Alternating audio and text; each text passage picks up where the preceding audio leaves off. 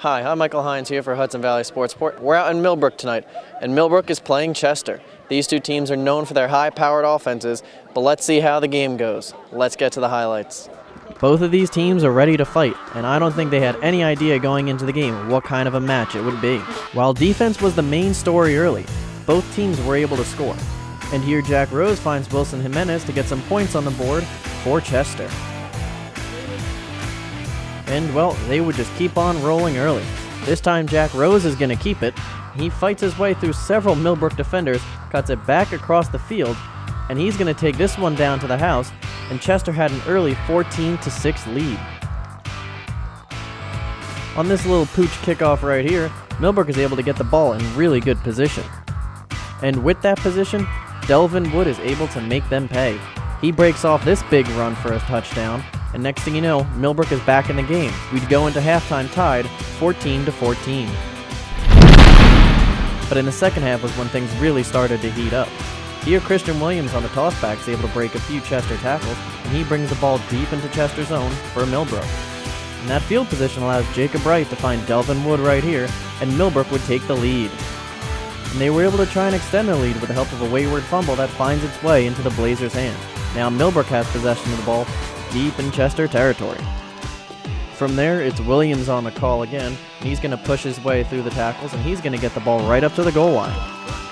And from there, I think everyone knew that Delvin Wood was going to get the ball, but that didn't mean that Chester could stop him. He runs this one in for another Millbrook touchdown to extend their lead.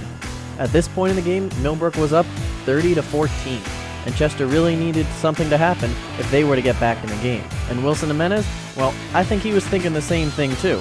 On a kick return that seems to go wrong, he's able to bring this one all the way down. But lucky for Millbrook, the speed of their kick return team was able to catch him and stop him before he could get to the goal line. However, they will get the ball to the goal line, and a handoff to Christopher Battiato gets them into the end zone, and suddenly we have a game again. And they were intending to make it even closer. Battiato on another big run here, and he pushes his way through the Marlboro defenders. The next play, he's on the call again.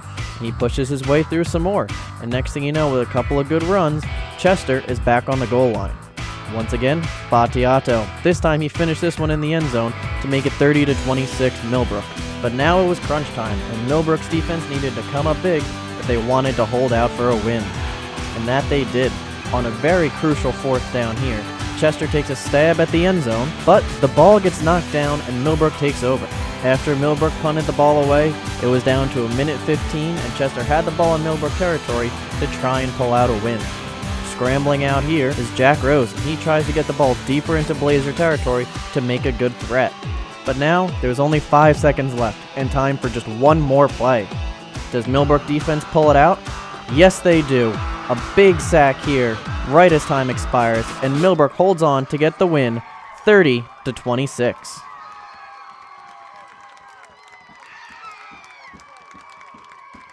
That was a great game out there, and it came down to the very end. How are you guys able to pull this one out?